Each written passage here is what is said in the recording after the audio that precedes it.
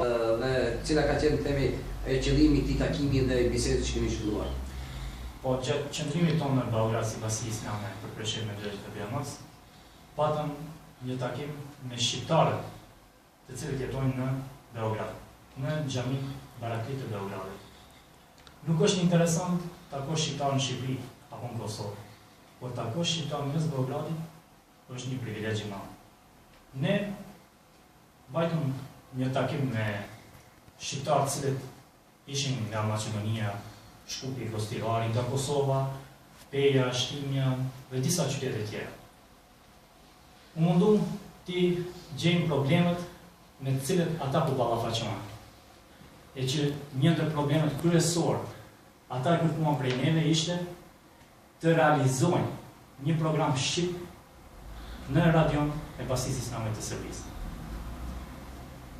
Ne e morëm si një hap konkret i cili duhet realizohet dhe pas bisedës që patëm me muftinë e Beogradit, arritëm ta realizojmë këtë gjë.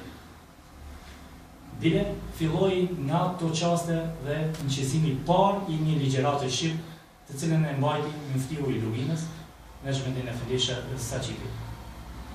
Ajo ligjërat ka filluar dhe të transmetohet në radion, ku dhe do të ketë ilahi në gjuhën shqipe.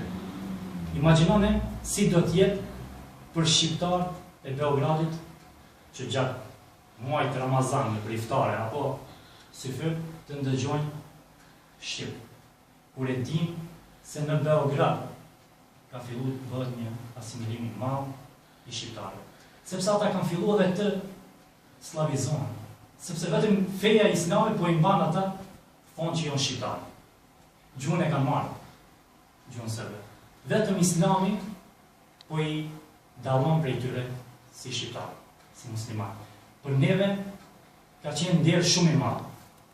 Kur ne javam lajmin moshuarve të cilët prisnin në xhami, besoni që nga sytë e tyre filluan të dalin edhe lot.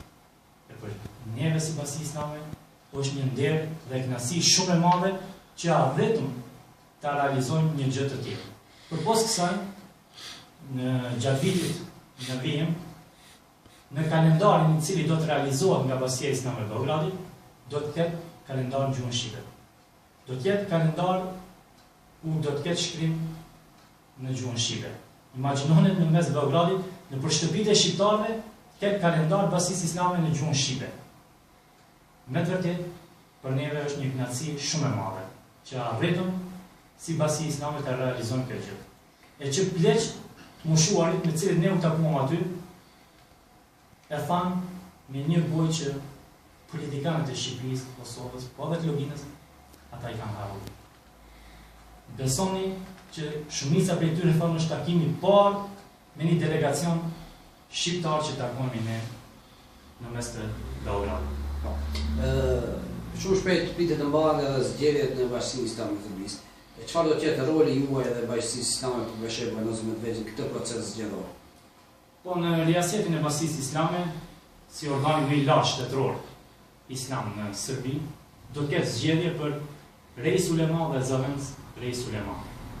Ne si Basi Islame e Luginës, sigurisht që do të jemi pjesë e këtij takimi, pjesë e këto zgjedhjeve, ku unë jam i caktuar antar i komisionit prej Luginës Preshevës, një është nga Beogradi dhe një tjetër është nga Novi Pazari. Ne tre do të jemi antar të komisionit zgjedhor për Reis dhe zëvendës Reis Ulema të Republikës së Serbisë. Faleminderit.